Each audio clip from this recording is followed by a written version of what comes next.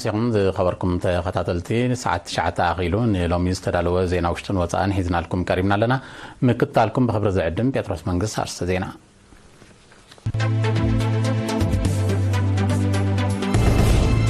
عبد زوبا سمينا وكيحن بحري تريوان بطا مدرى بدان مكوتصار أدمعي نتفتات يكاير اللون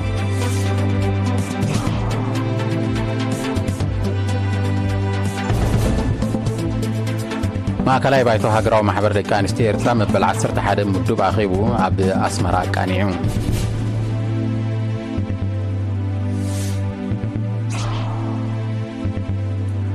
كوربوريشن زرات انطريتن حارستوت دماس برتع واغا اغلغلو تراكتر هيبو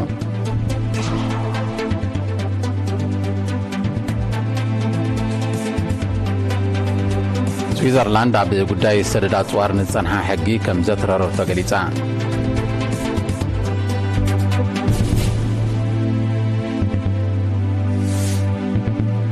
عب ديمقراطية ريبابليك كونغو بحرقة متحل جالبا 100 سبات مويتم كويكونو تسجيون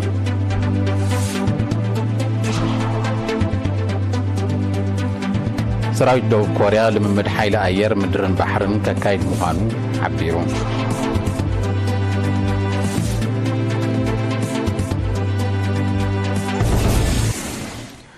منستر حرشا عبد 4 نوزباتات زبا سمينا وكاي بحر استغستا انبطا مدر بدان مكوصار ادمعي نتفتات يكايدالو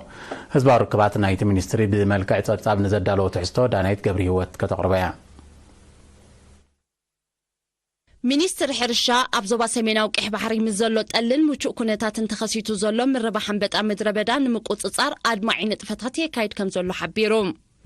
اتقند أنبت أتصفيلو زولو كبابيتات أمنو زوباتات باتسع عف عبت قروران شعبن مخانو زاقيت أبزرات المقاهج أنقود أتكي ورد دما عود قد اتصراو سرحاتي كايدولو كمزلو جنفر هزباو ركبات نايت منستري قليصوم زاقيت أبنو زوبا باتسع عب كبابي امبرمي أبنو زوبا أف عبت أب كبابي امبرة قادم حليبن قلبوبن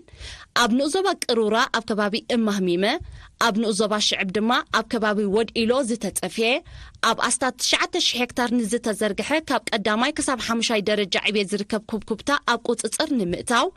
أب سلستك أومتن كلتا جيزيوان النقطات بموداب أدمعي سرح يعمم كمزلو وكيل حلافي جنفر بقولي أتو داويت أنقصهم حبيروم أنبتا تزرقح وزل كبابتات تدارينايو أبناي مقهج أبوتايو درجة دما خاب قداماي سقاب رابعي سقاب 5 درجة زبصح كوبكوبتا سلازخونه كساب كنديتي أبز أوانزي أعناو عينت أيكونن سلازي بأوانو نتسرح كأسل استجمره أما جهج أخونه أبزراتي زخونه يكون قدرات كيورده كله أما كتصار زلوا سلا زخونه كساب حجي زورده قدرات بزح زتمزجبي يلن مالتي نزكوب كوبتا أب درجة من فارك هبتصحن أبزرات المجهج أنقود أتكيوردن نمقوت تصارو كإلاتات حرشا مس حزبي حيلتات مكل خالن من محدارات توهاهيدوم كأترن ليتني مكوتو كمزلو حلافي بيت صحفة حرشا نؤزوبا أفعبت أتو حاقوس قبرة سائن أب نؤزوبا شعب كإلا مكل خال بقولي أتو محمد علي موسان حبيروم كاب جزي ناب جزي أتحازانان تمكرانان ندال على خيسلو زلو دا تراعنا خيس لزلنا اتنبطا باغو ابغزيو ان نرخبو زلنا معناتي كم نجمرسي اورد ورحنا غيرنا زلنا ورحي كينا قصلي نزخلته 3 ورحي قصلي اتناتنا من قصار كادرو جميرنا سلازلنا كابانا زحلف معنات ايكونن نمبطا مچو زخونه كبابن غزين ينا حيزنا زلنا سلازي ابزخونه ساعات انبطا خاب مريت كوصانا يخيلو توليدو كاب دقخ مصعنا خيلو مخنياتو از سعرزن از طلزن كاب رحق نمبطا يخون خالق ساغام زخونه بال عز سحب كمخانو متن اب تطنققينا كل غيز ابز اوان ابزوبا سميناو قح بحري بملي وحج اب استات 30 هكتار استات 12 هكتار دما بناي كرمتي زناب زلمع زرات كمزلو صبصب بيت صحفه حرشات زوبا يحبر زوبا سميناو قح بحري ابو بزصفيون كاب غوربا بتهاجرات بزمصون انبطا بقصالي سلازطقا زخونه تريوم زغاطم نبرتي بقلطف اب كبابيوم نزركب بيت صحفه حرشا كحبرو مينستر حرشا يزخخر ما كلاي بايتو هاجراو محبر دكانستي إرترا ب 16 تحساس تاع بأسمرا بزكانعو مبل 11 مدوب اخيبو اب هلو كنتات محبرن مصا مدباتن زتيوم ማዕከላዊ ባይቶ ኣብ ምሕያል ውዳበ ማሕበርን ምብራኽ ፖለቲካዊ ንቕሓት ኣባላትን ዝተኻየደ ጻዕርን ውጽኢቱን ቁጠባዊ ዓቕሚ ደቂ ኣንስትዮ ንምሕያል ዝተዓመ ስራሕን ገስጋሱን ተሳትፎ ደቂ ኣንስትዮ ኣብ ልምዓታዊ መደባትን ኣድማዕነቱን ተራ ብሃማደ ዝካየዳ መራኸቢ ብዙሃንን ጽልዋእንን ተሳታፍነት ደቂ ኣንስትዮ ኣብ ፖለቲካዊ ስልጣን ንምዕባይ ዝተኻየደ ጻዕርን ትጽቢታትን ከምኡን ተሳትፎ ደቂ ኣንስትዮ ኣብ ትምህርቲ ንምዕባይ ዝተኻየደ ጻዕሪ ዝነበረ ብድሆታትን ዝተረኽበ ውጽኢትን ብመንጽር ዝነበረ ውጥን ድሕሪ ምግምጋም ኣብ እማመ ባጀት 2025 ተዘራሪቡ ፕሬዚደንት ሃማደ ወይዘሮ ተኻ ተስፋ ሚካኤል ኣብ ዘስምዐቶ ቃል ንተራና አበርክቶና ኣባላት ማዕከላዊ ባይቶ ኣብ ኩሉ ንጥፈታት ማሕበር ድሕሪ ምስጋን ውዳቤታት ምድልዳል ምሕዳራውን ሞያውን ስልጣናታት ንኣባላት ምውዳብን ምትግባርን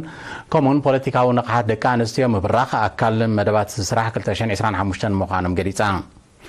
ኣብ መወዳእታ ማዕከላዊ ባይቶ ብሓለፍቲ ክፍልታትን ጨናፍር ዞባታትን ኣብ ዝቐረበ ጸብጻብ ብዕምቆት ድሕሪ ምዝታይ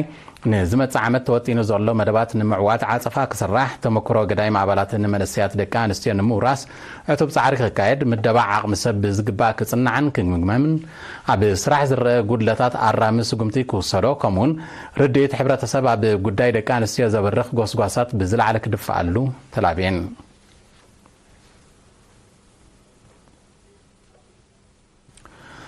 ኮርፖሬሽን ዘራእትን ጥሪትን ካብ 25 ሕዳር ክሳብ 16 ታሕሳስ ንሓረስቶት መምሕዳር ከባቢ ደማስን ከባቢኣን ንዞባ ጊንዳዕ ብርትዓ ዋጋ ማለት ንሰዓት ብሕሳብ 150 ናቕፋ ኣገልግሎት ትራክተር ሂቡ ቅድሚ ሕጂ ብናይ ውልቂ ትራክተራት ንሰዓት ክሳብ 500 ናቕፋ እናኸፈሉ ክጥቀሙ ምጽንሖም ዝሓበሩ ኤሪና ዝተወከሰቶም ሓረስቶት ኣብዘን 3 ዓመታት ብተኸታታሊ ግን እቲ ኮርፖሬሽን ብስማዊ ክፍሊት ዝገበረሎም ሓገዝ ብጥርኑፍ መልክዕ ሰፊሕ ናይ ሕርሻ መሬት ክዓሙ ከም ዝሓገዞም ኣረዲዮም ኣካል ኣሕምልትን ፍረታትን ብብዝሒ ከምኡን ጥራታት ብመጠኑ ከም ዘልምዑ ዝጠቐስቶም ኣልማዕቲ ሕፅረት ማይን ተሪዮ ባልዓትን ቆላሕታ ዘድልዮ ምዃኑ ብምሕባር ዓበይቲ ኣግራብ ፍረታት ንምልማዕ ፈተነታት የካይዱ ከም ዘለዎ ገሊፆም ልዕሊ 4000 ሄክታር ዝሕረስ መሬት ከም ዘሎ ዘነፀራ መሓዳር ምምሕዳር ከባቢ ደማስ ኣቶ ሮመዳን ዓብደላ ምስ ስፍሓት ናይቲ መሬት ተወሰኽቲ ትራክተራት ክዋፈራ ኣተሓሳሲሙ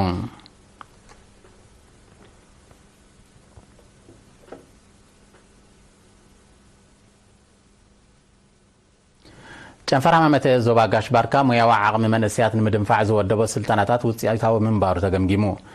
ንጸብጻብ ወኪል ኤሪና ኢብራሂም ዓሊ አብርሃም ዓንደ ማርያም ከቕርቦ እዩ ጨንፈር ሃማማት ዞባ ጋሽ ባርካ ሞያዊ ዓቕሚ መንእሰያት ንምዕባይ ኣብ 2024 ዝወደቦ ስልጠናታት ውፅኢታዊ ምንባሩ ብ16 ታሕሳስ ኣብ ከተማ ባረንቱ ኣብ ዝገበረ ኣኼባ ገምጊሙ ግዚያዊ ሓላፍቲ ጨንፈር አቶ ማሪቆስ ግርማጽን ኣብ ዝሃቦ መግለጺ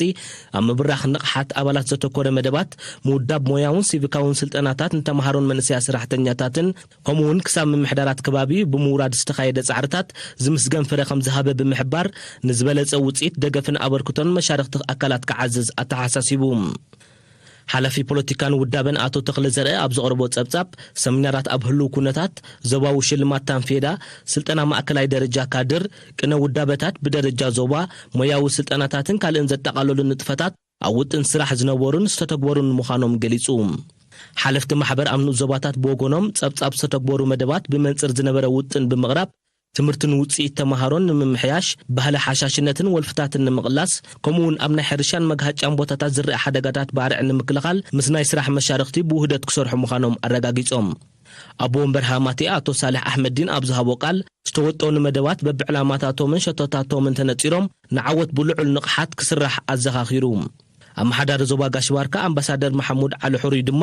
ብሃማት ዝውደብ ስልጠናታት ኣብ ምሕያል ዓቕምታት መንእሰያት እወታዊ ለውጢ ይርከቦ ከም ዘሎ ብምሕባር ብቕዓት ትምህርትን ውፅኢት ተማሃሮን ንምምሕያሽን ተሳታፍነት ደቂ ኣንስትዮ ኣብ ትምህርቲ ንምዕባይን ቀዳምነት ሂቦም ክነጥፍሉ ተላብዩ ኣብ ንዞባ ሃይኮታ መረዳእታ ሕብረተሰብ ኣብ ገበናውን ሲቪላውን ሕግታት ብምብራኽ ትርኡ ኣብ ምክልኻል ገበናት ንምዕባይ ዝዓለመ ርክብ ተኻይዱ ምስቲ يغريتا أبتي مس نبرتي حوس كتما هايكوتا استجبر الركب أزاز مدبر بوليس نوزبا سرجنت إدريس علي جبناتن بدلاتن كي تفتمو كتكلا خلهم سلزقل لا فلتو حق نمعباي قدام النتو هايبو يسرح لكم زولو بمتكاس علامات الركب ترى حبرتسب زعابي اللو بايتان مسفح كم زخونه قريتون أبتي نوزبا زقانن تريو جبناتن بدلاتن كوانت زيرلو ساعتي نزك على أقل كي سعرر نمكتا أب نقحس تمركوسس قمتي كوسد وانوز طلبو مخانو ኣገንዚቡ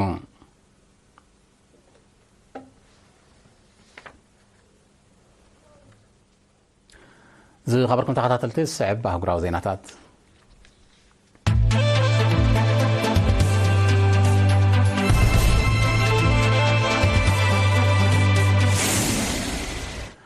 ስዊዘርላንድ ኣብ ጉዳይ ሰደድ ኣፅዋር ንፀንሓ ሕጊ ከም ዘትረረቶ ተፍሊጣ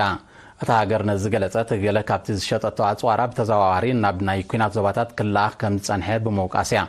ንፖላንድ ካብ ዝሸጠቶ ተተኮስቲ ናብ ዩክሬን ከም ዝተሰጋገረ ዝጠቐሰት ስዊዘርላንድ ኣብ ስምምዕ መሸጣ ኣፅዋርን መሰረታዊ ለውጢ ከም ትገብር እያ ሓቢራ ዘላ መንግስቲ ስዊዘርላንድ ገይርዎ ዘሎ ምምሕያሽ ዓደግቲ ሃገራት ካብ ሃገሩ ንሸመተኦ ተተኮስቲ ናብ ካልኦት ወገናት ከም ዘየሰጋግርኦ ዘረጋግፅ ሰነድ ከቕርባ ዘገድድ እዩ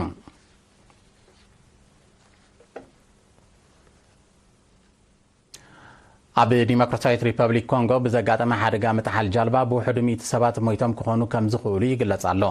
እታ ጃልባ ብ17 ታሕሳስ ልዕሊ 100 ሰባት ጽዒና ኣብ ማእከላይ ሸነኽታ ሃገር ኣብ ዝርከብ ፈለግ ከም ዝተሓለት ዝሓበሩ ጸብጻባት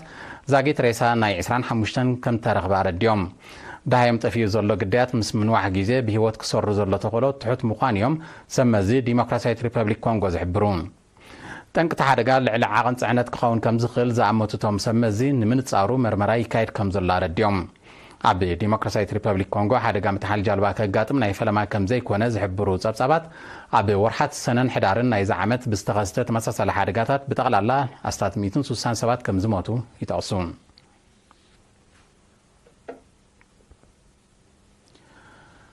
ሰራዊት ደቡብ ኮርያ ዓቕሚው ንምድምፋዕ ኣብ ዝመጽእ ሳልስቲ ልምምድ ሓይሊ ኣየር ምድርን ባሕርን ከካይድ ምዃኑ ሓቢሩ እቲ ልምምድ ካብ ሰሜን ኮርያ ክመጽእ ዝኽእል መጥቃዕትታት ንምምካት ሓጋዝ ምዃኑ እዩ እቲ ሰራዊት ገሊጹ ዘሎ ሰሜን ኮርያ ላዕለውነታ ንምውሓስ መፍረ ዝተራቐቓ ናይ ኩናት ሰብ ኣልቦ ነፈርቲ ክብ ከተብሎ ምዃና ኣብ ዝሓለፈ ቀረባ ሳምንታት ምግላጻ ዝዝከር እዩ ደቡብ ኮርያ ኣብ ዝሓለፈ ወርሒ ሕዳር ምስ ኣሜሪካን ጃፓንን ሓበራዊ ወተሃደራዊ ልምምድ ኣካይዳ ምንባራን ሰሜን ኮርያ ምላሽ ከም እትህበሉ ምጥንቃቓን ይፍለጥ ኣብ 2024 ቅልውላዊ ሓውሲ ደሴት ኮርያ ብሰንኪ ወተሃደራዊ ምንቅስቓስ ኣሜሪካን መሻርክታን መሊሱ ከም ዝኸረረ ጸብጻባት ይጠቕሱ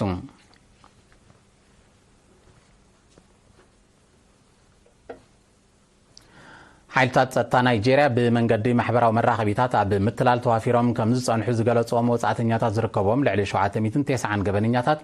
ኣብ ትሕቲ ቀይዲ ከም ዘእተው ሓቢሮም እቶም ኣብ ከተማ ሌጎስ ብዝተኻየደ ስርሒት ዝተታሕሱ ገበነኛታት ንውልቀ ሰባትን ትካላትን ኣታሊሎም ገንዘብን ሓበሬታን ንምርካብ ክሰርሑ ምጽንሖም ሰመዚ ጸጥታ ናይጄርያ ገሊጾም ኣለዉ ብዛዕባ እቲ ጉዳይ መርመራ ይካየድ ከም ዘሎ ዝጠቐስቶም ሰመዚ ኣብ ልዕሊቶም ገበነኛታት ከቢድ መቕጻዕቲ ክብየን ከም ዝኽእል ኣሚቶም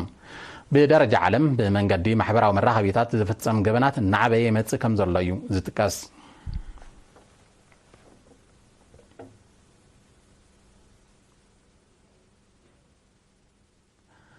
ኣብ መንጎ ሩስያን ኪዳን ሰሜን ኣትላንቲክ ኔቶን ቀጥታዊ ውግእ ክውላዕ ከም ዝኽእል ሚኒስተር ምክልኻል ሩስያ ኣንድሬይ ቤሶሎቭ ኣሚቱ ተኸታኺ ወተሃደራዊ ምንቅስቓስ ኔቶ ነቲ ተፈጢሩ ዘሎ ምትፍናን ናብ ውግእ ይደፋፍኦ ከም ዘሎ እዩ ሚኒስተር ቤሶሎቭ ብ17 ታሕሳስ ንሰመዚ ምክልኻል ሃገሩ ኣብ ዝሃቦ መግለፂ ኣነፂሩ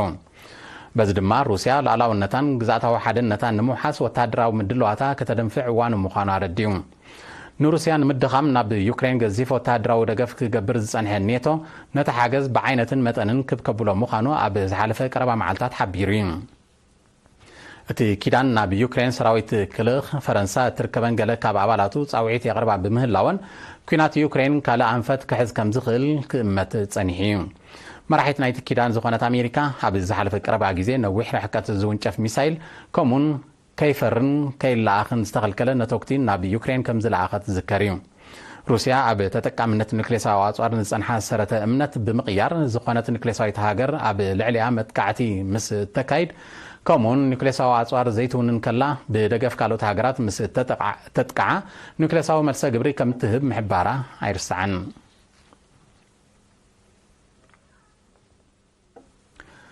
እስራኤል ካብ መወዳእታ 2023 ኣብ ወሽመጥ ጋዛ ብተካይዶ ዘላ ኣልማሚ ደብዳብ ካብ ዝተቐትሉ ሰባት እቶም ኣስታት 13,000 ተምሃሮ ምዃኖም ጸብጻባት ሓቢሮም በቲ ደብዳብ ልዕሊ 21,000 ተምሃሮ ክቐስሉ እንከለዉ ኣስታት 600 መምህራን ተቐቲሎም ኣስታት 4,000 ካልኦት ድማ ቆሲሎም بزيكازي بتي جناز قتل زول الدبدب سوسان حمشان بودم حورات هاجرا زمحادرة زركبن لعلي 400 تكالات تمرتي كم زعنوا كفلة تخايل الله لعلي 800 تاويت تحت غرس وشمت قازا كم زعنوا ملا هزبتي وشمت دما كم تمزابله صبصبات يحبرون بتي دبدب نايستوت لسبات قطري أستات 45 شح بتصيحو كم زلو أبتي تصبصب تتقيس الله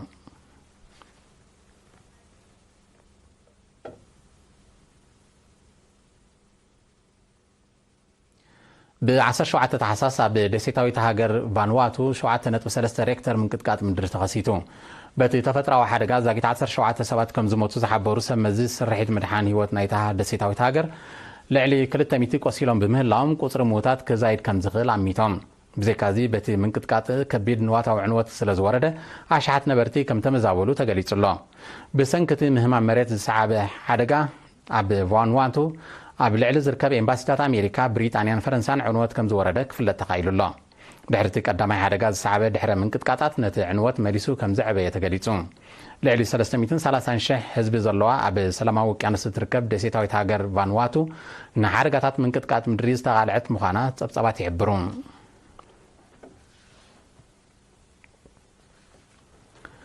زي خبركم تخاطاتلتي زينا نمفصام مارستاتو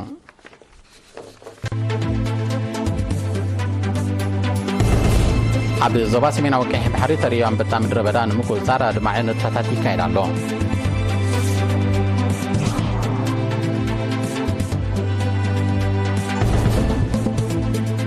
ما كلاي بايتو هاجراو محبر ركانستي إرترا مبل 11 مدب اخيبو اب اسمرا كانيو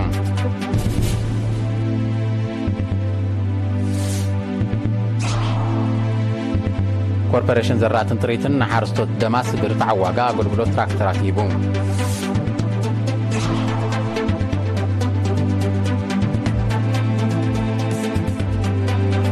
سويسرلاند اب ጉዳይ ሰደዳ ጿር ንጸንሐ ሕጊ ከም ዘትረረቶ ገሊጻ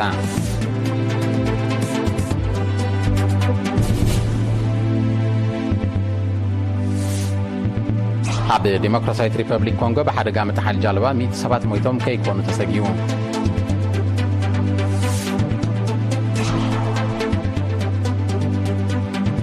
ሰራዊት ደቡብ ኮርያ ልምምድ ሓይሊ ኣየር ምድርን ባሕርን ከካይድ ምዃኑ ሓቢሩ